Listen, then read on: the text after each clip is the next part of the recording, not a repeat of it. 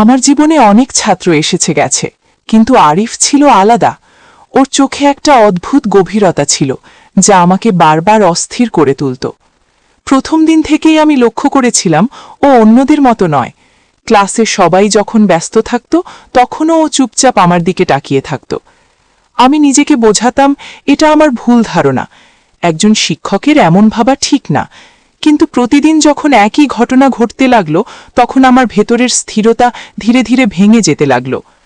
আমি বোর্ডে লিখছি আর হঠাৎ অনুভব করছি কেউ আমাকে গভীরভাবে দেখছে। পেছনে তাকালে দেখি আরিফ দ্রুত চোখ নামিয়ে নেয়। এই লুকোচুরি দৃষ্টি আমাকে অদ্ভুতভাবে নাড়া দিত। আমি চেষ্টা করতাম ওকে এড়িয়ে চলতে, কিন্তু যত এড়াতে চাইতাম ততই যেন ও আমার চিন্তায় জায়গা করে নিত। একদিন ক্লাস শেষে সবাই চলে গেল, কিন্তু ও দাঁড়িয়ে রইল। আমি জিজ্ঞেস করলাম, কিছু বলবে? ও একটু ইতস্তত করে বলল, ম্যাডাম, আপনার সাথে কিছু কথা ছিল। আমার বুকের ভেতরটা হঠাৎ কেঁপে উঠল। আমি বুঝতে পারছিলাম এই কথার ভেতরে অন্য কিছু লুকিয়ে আছে। আমি নিজেকে শক্ত করে বললাম, বলো, কি ব্যাপার? ও ধীরে ধীরে আমার দিকে তাকালো। সেই দৃষ্টিতে ছিল দ্বিধা, ভয় আর অদ্ভুত এক টান। আমি অনুভব করলাম আমার সব নিয়ম যেন এক মুহূর্তে দুর্বল হয়ে যাচ্ছে। আমি আবার নিজেকে মনে করালাম আমি শিক্ষক, আমার সীমা আছে। কিন্তু ওর চোখের সেই গভীরতা আমাকে প্রশ্ন করতে বাধ্য করছিল। আমি কি সত্যিই শুধু শিক্ষক হিসাবেই ওকে দেখছি, নাকি আমার ভেতরে অন্য কিছু জন্ম নিচ্ছে? সেদিন ও কিছু বলেনি, শুধু বলেছিল, পরে বলবো। কিন্তু সেই পরে শব্দটাই আমার মনে ঝড় তুলেছিল। আমি বাসায় ফিরে নিজেকে হাজারবার প্রশ্ন করেছি, কেন ওর কথা এত ভাবছি? এটা কি শুধুই কৌতূহল, নাকি তার থেকেও বেশি কিছু? আমি জানতাম এই পথ ঠিক না, তবুও মনে হচ্ছিল আমি ধীরে ধীরে এমন এক অনুভূতির দিকে এগিয়ে যাচ্ছি যেখান থেকে ফিরে আসা সহজ হবে না। পরের দিন থেকে আমি নিজেকে আরও কঠিন করে ফেললাম। আমি ঠিক করলাম আরিফকে এড়িয়ে চলব, ক্লাসে শুধু পড়াবো আর কোনো বাড়তি দৃষ্টি বা অনুভূতির সুযোগ দেব না। কিন্তু বাস্তবতা এত সহজ ছিল না। ও আগের মতোই চুপচাপ থাকত, কিন্তু তার চোখে একটা অদ্ভুত দৃঢ়তা চলে এসেছিল, যেন ও কিছু ঠিক করে ফেলেছে। আমি বোর্ডে লিখতে লিখতে হঠাৎ বুঝতে পারতাম ও আবার আমার দিকে তাকিয়ে আছে। এই অনুভূতিটা আমাকে একই সাথে অস্বস্তি আর অদ্ভুত এক টানে বেঁধে ফেলত। একদিন ক্লাস শেষে আমি দ্রুত বের হয়ে যেতে চাইছিলাম, কিন্তু করিডোরে হঠাৎ ও সামনে এসে দাঁড়ালো। আমার পথ আটকে না রেখে শুধু ধীরে বলল, ম্যাডাম, আজ কি একটু সময় দিতে পারবেন? আমি থমকে গেলাম। চারপাশে কেউ ছিল না। আমার ভেতরে ভয় আর কৌতূহল একসাথে কাজ করছিল। আমি বললাম, কি কথা? ও কিছুক্ষণ চুপ থেকে বলল, আপনি কি কখনো অনুভব করেন কেউ আপনাকে খুব গভীরভাবে বুঝতে চায়? ওর প্রশ্নে আমি অবাক হয়ে গেলাম। এটা কোনো সাধারণ ছাত্রের প্রশ্ন না। আমি নিজেকে সামলে বললাম, এসব ভাবার সময় এখন তোমার না, তুমি তোমার পড়াশোনায় মন দাও। কিন্তু ও হাসল না, চোখ সরালো না, বরং আরও ধীরে বলল, আমি চেষ্টা করেছি নিজেকে থামাতে, কিন্তু পারিনি। আপনার প্রতি আমার যে অনুভূতি, সেটা আমি অস্বীকার করতে পারছি না। ওর এই সরাসরি কথায় আমার বুকের ভেতরটা কেঁপে উঠল। আমি চারপাশে তাকালাম কেউ শুনছে কিনা। তারপর কঠিন স্বরে বললাম, এসব ভুলে যাও, এটা ঠিক না, আমি তোমার শিক্ষক। কিন্তু কথা বলার সময় আমি নিজেই বুঝতে পারছিলাম আমার কণ্ঠে সেই কঠোরতা নেই যা থাকা উচিত ছিল। ও বলল, আমি জানি এটা ঠিক না, তবুও আমি আপনাকে সম্মান করি, আপনাকে ভালো লাগে, এই দুইটার মধ্যে পার্থক্য আমি বুঝি। ওর কথাগুলো আমাকে অদ্ভুতভাবে নাড়া দিল, কারণ ও শুধু আবেগে কথা বলছিল না, ওর মধ্যে একটা পরিপক্কতা ছিল। আমি চুপ হয়ে গেলাম, কি বলবো বুঝতে পারছিলাম না। আমার ভেতরে একদিকে দায়িত্ব আর অন্যদিকে অজানা এক টান আমাকে টানাটানি করছিল। শেষে আমি শুধু বললাম, আরিফ, এসব নিয়ে আর কথা বলবে না, এবং দ্রুত সেখান থেকে চলে এলাম। কিন্তু সেদিন রাতে আমি এক মুহূর্তও শান্তি পাইনি। ওর কথাগুলো বারবার মনে পড়ছিল। আমি নিজেকে প্রশ্ন করছিলাম, কেন আমি এত দুর্বল হয়ে পড়ছি? কেন ওর চোখের সেই দৃষ্টি আমাকে এতটা নাড়া দিচ্ছে? আমি কি সত্যিই শুধু তাকে থামাতে চাইছি, নাকি নিজের ভেতরের সত্যিটা এড়িয়ে যাচ্ছি? তারপর থেকে আমি বুঝতে পারছিলাম আমার ভেতরের শান্তিটা পুরোপুরি ভেঙে গেছে। আমি যতই নিজেকে বোঝানোর চেষ্টা করি যে এটা ভুল, ততই যেন অনুভূতিটা আরও স্পষ্ট হয়ে উঠছিল। আরিফ আর আগের মতো দূরে থাকছিল না, তবে সে কোনো সীমা অতিক্রমও করছিল না। এই মাঝামাঝি অবস্থানটাই আমাকে সবচেয়ে বেশি অস্থির করে তুলছিল। ক্লাসে সে আগের মতোই চুপচাপ থাকত, কিন্তু এখন তার দৃষ্টিতে এক ধরনের নিশ্চয়তা ছিল, যেন সে জানে আমি তার কথা ভুলে যেতে পারিনি। একদিন লাইব্রেরিতে বই খুঁজতে গিয়ে হঠাৎ ওর সাথে দেখা হয়ে গেল।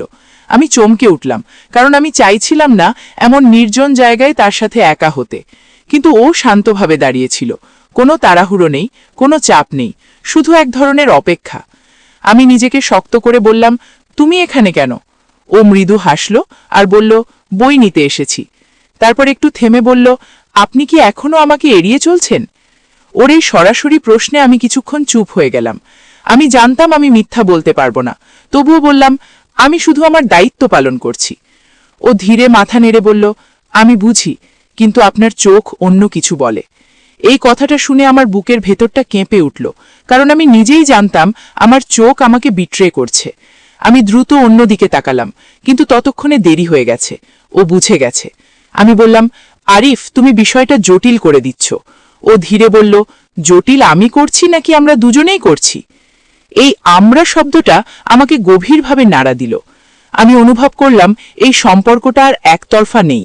আমি যতই অস্বীকার করি না কেন, আমার ভেতরেও কিছু একটা বদলে গেছে। লাইব্রেরির নিঃশব্দ পরিবেশে আমরা দুজন কিছুক্ষণ চুপচাপ দাঁড়িয়েছিলাম। সেই নীরবতাটা যেন হাজার কথার থেকেও বেশি ভারী ছিল। আমি বুঝতে পারছিলাম, যদি আমি এখনই দূরে না যাই, তাহলে আমি আর নিজেকে সামলাতে পারবো না। আমি ধীরে বললাম, আমাকে যেতে হবে, কিন্তু পা এগোতে চাইছিল না। ও কিছু বলেনি, শুধু তাকিয়েছিল। সেই দৃষ্টিতে কোনো দাবি ছিল না, কিন্তু ছিল এক অদ্ভুত টান। আমি শেষ পর্যন্ত নিজেকে জোর করে সেখান থেকে বের করে আনলাম, কিন্তু বের হওয়ার পর বুঝলাম আমি আসলে সেখানেই থেকে গেছি। আমার মন, আমার চিন্তা সবকিছু যেন ওর সেই শান্ত অথচ গভীর উপস্থিতির মধ্যে আটকে গেছে। সেদিন রাতে আমি আর নিজেকে মিথ্যা বলতে পারলাম না। আমি প্রথমবার স্বীকার করলাম যে আমি আরিসকে শুধু একজন ছাত্র হিসেবে দেখছি না, তার থেকেও বেশি কিছু হয়ে উঠছে সে আমার কাছে। আর এই উপলব্ধিটাই আমাকে সবচেয়ে বেশি ভয় পাইয়ে দিল। সেই রাতে আমি বারবার নিজেকে প্রশ্ন করছিলাম, এটা কি আমি সত্যি চাইছি? আমার শিক্ষকতার ভূমিকা যদি আমি অস্বীকার করি, তাহলে কি হবে? তবে অন্যদিকে আরিফের জন্য যে অনুভূতি তৈরি হয়েছে, সেটা আমি আর চেপে রাখতে পারছিলাম না। এটা ছিল এক অদ্ভুত টান, যার প্রতি আমি প্রতিদিন আরও বেশি আসক্ত হয়ে যাচ্ছিলাম। এরপর আরিফ আমার কাছে আগের মতোই আসছিল। ক্লাসে তার আচরণ যেন আরও দায়িত্বশীল হয়ে উঠেছিল। আমি বুঝতে পারছিলাম ওর মধ্যে একটা পরিবর্তন এসেছে, কিন্তু আমি জানতাম আমাকে এভাবে ভাবা ঠিক না। কিন্তু ঠিক সে সময় একটা পরিস্থিতি তৈরি হলো, যা আরিফকে এবং আমাকে একে অপরের আরও কাছে নিয়ে এলো।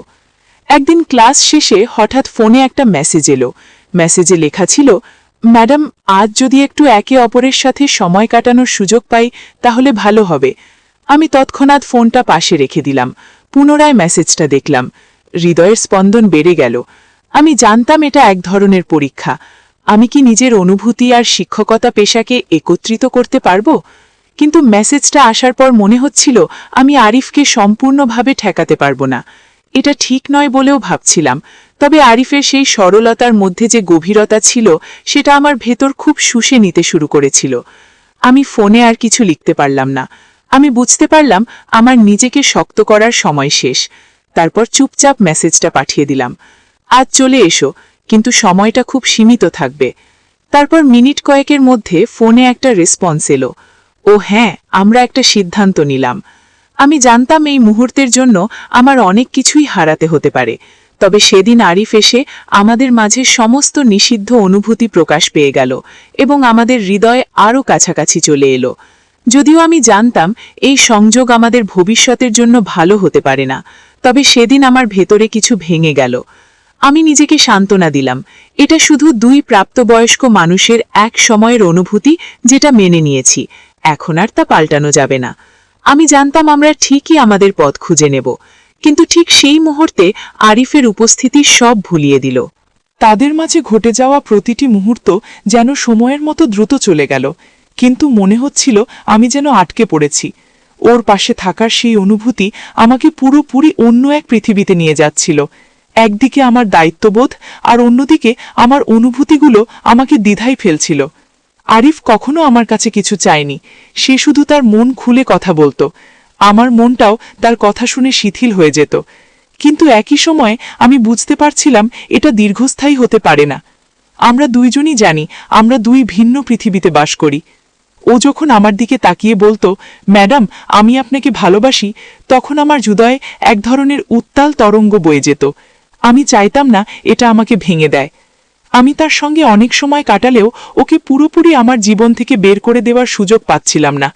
ক্লাসে যখন সে আবার আমার দিকে তাকাতো, আমার মনে হতো এই চাহনির মধ্যে যেন হাজারো প্রশ্ন ও ভালোবাসার কাহিনী লুকিয়ে আছে। কিন্তু আমার মনে ছিল একটাই ভয়, যদি আমি এই সম্পর্কের গভীরে চলে যাই তাহলে আমি আর ফিরতে পারবো না। একদিন সে এসে বলল, ম্যাডাম আমি আপনার জন্য সব কিছু করতে প্রস্তুত। আমি জানি আপনি এটা বিশ্বাস করতে পারবেন না, কিন্তু আমার হৃদয়ের সবচেয়ে গভীরে আমি আপনাকেই চাই। এই কথাগুলো শুনে আমার কানে শব্দ হারিয়ে গিয়েছিল। এখন আমি বুঝতে পারছিলাম এটা আর কোনো সাধারণ ভালোবাসা নয়। এটা এমন এক অনুভূতি যা দুজন মানুষের জীবনের সবচেয়ে বড় ও ভয়ঙ্কর পরীক্ষা হয়ে দাঁড়িয়েছে। আমি জানতাম এটা ভুল, তবে আমার ভেতরকার আবেগ ও তার জন্য অনুভূতি কিছুই আর শাসন করতে পারছিল না। আমরা চুপচাপ বসেছিলাম, একেবারে কাছাকাছি। কিছু বলা হয়নি, কিন্তু সেই নীরবতা যেন হাজারটা কথা বলছিল। আমার মনে হচ্ছিল যত বেশি আমি তাকে এড়িয়ে চলার চেষ্টা করি, ততই সে আমার ভেতর আরও প্রবল হয়ে ওঠে। কিন্তু আমি জানি এখন আর ফিরতে পারবো না। আমাদের দুজনের পথ যেখানেই যায়, আমরা বুঝতে পারবো না কেন আমাদের হৃদয় একে অপরের দিকে এত সহজে চলে গেল। একটা দ্বন্দ্ব আমার ভেতর চলছিল। একদিকে শিক্ষক হিসেবে আমি জানি আমি ভুল পথে চলছি, কিন্তু আরিফের মতো একজন মানুষ যে কখনো আমাকে কোনো রকম চাপ দেয়নি, কখনো নিজেকে জোর করে কিছু করার চেষ্টা করেনি, সে এমন একজন মানুষ যার প্রতি আমার এক ধরনের আকর্ষণ বেড়ে গিয়েছিল। এই অনুভূতি আমি নিজেও বুঝতে পারছিলাম না। আরিফ সবসময় বলতো, আপনার পছন্দ আমাকে নিয়ে নয়, আপনার পছন্দ আমার প্রতি বিশ্বাসের। কিন্তু আমি জানি আমরা যেখানেই যাচ্ছি সেটা সঠিক নয়, এবং সেই জানালা আমি নিজেই খুলে দিয়েছিলাম। শেষ পর্যন্ত আমি বুঝতে পারলাম প্রতিটি অনুভূতিরই একটা পরিণতি থাকে, এবং আমাদের এই সম্পর্কও তার ব্যতিক্রম না। যতই আমরা নিজেদের বোঝাতে চাই যে আমরা শুধু অনুভূতির পথে চলছি, বাস্তবতা আমাদের সামনে দাঁড়িয়েছিল। একদিন আমি নিজেই আরিফকে ডেকে বললাম, আমাদের কথা বলতে হবে। সে আমার সামনে এসে দাঁড়ালো, চোখে সেই পরিচিত শান্ত গভীরতা, কিন্তু আজ সেখানে একটু ভয়ও ছিল। আমি ধীরে বললাম, আমরা যা করছি সেটা কোথাও গিয়ে আমাদের দুজনকেই ভেঙে দেবে। সে কিছুক্ষণ চুপ থেকে বলল, তাহলে কি আপনি আমাকে ভুলে যেতে বলছেন? এই প্রশ্নটা আমার হৃদয়ে আঘাত করল, কিন্তু আমি জানতাম আমাকে শক্ত হতে হবে।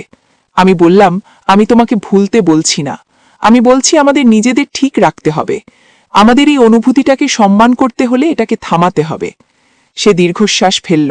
আমি বুঝতে পারছিলাম সে কষ্ট পাচ্ছে, আমিও পাচ্ছিলাম, কিন্তু এই কষ্টটাই হয়তো আমাদের জন্য দরকার ছিল। সে বলল, আপনি কি কখনো আমাকে মনে রাখবেন? আমি হালকা হাসলাম আর বললাম, কিছু অনুভূতি ভুলে যাওয়ার জন্যে না, মনে রাখার জন্যেই আসে।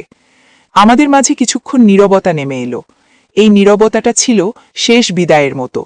সে ধীরে মাথা নেড়ে বলল, আমি বুঝেছি, আমি আপনাকে কখনো অস্বস্তিতে ফেলতে চাই না। এই কথাটা শুনে আমার চোখ ভিজে উঠল, কারণ এটাই ছিল আরিফ, যে ভালোবাসত কিন্তু কখনো নিজের জন্য কিছু দাবি করত না। আমি বললাম, তুমি তোমার জীবনে এগিয়ে যাও, তোমার সামনে অনেক পথ। সে একটু থেমে বলল, আপনি থাকবেন তো আমার সেই পথের কোথাও? আমি উত্তর দিতে পারিনি, কারণ আমি জানতাম বাস্তবতা আমাদের আলাদা করে দেবে। সে চলে গেল, ধীরে ধীরে দূরে হারিয়ে গেল, আর আমি দাঁড়িয়ে রইলাম। মনে হচ্ছিল আমার ভেতরের একটা অংশ তার সাথে চলে যাচ্ছে। দিন কেটে গেল, সময় তার নিজের মতো এগিয়ে চলল। আমি আবার আমার স্বাভাবিক জীবনে ফিরে এলাম। ক্লাসে পড়াই, ছাত্রদের নিয়ে ব্যস্ত থাকি, কিন্তু মাঝে মাঝে হঠাৎ করে মনে পড়ে যায় সেই গভীর দৃষ্টি, সেই নীরব বোঝাপড়া। আমি জানি আমাদের গল্পটা অসম্পূর্ণ, কিন্তু হয়তো এই অসম্পূর্ণতাই তাকে সুন্দর করেছে। কারণ সব ভালোবাসার শেষ একসাথে থাকা নয়, কিছু ভালোবাসা থাকে শুধু মনে রাখার জন্যে। আরিফ আমার জীবনে এসেছিল আমাকে বদলে দিতে, আমাকে বুঝাতে যে অনুভূতি কখনো ভুল না, ভুল হয় আমাদের সিদ্ধান্তে। আর আমি সেই ভুল থেকে ফিরে এসে শিখেছি, ভালোবাসা মানে শুধু পাওয়া না, কখনো কখনো ছেড়ে দেওয়াও ভালোবাসার সবচেয়ে বড় প্রমাণ।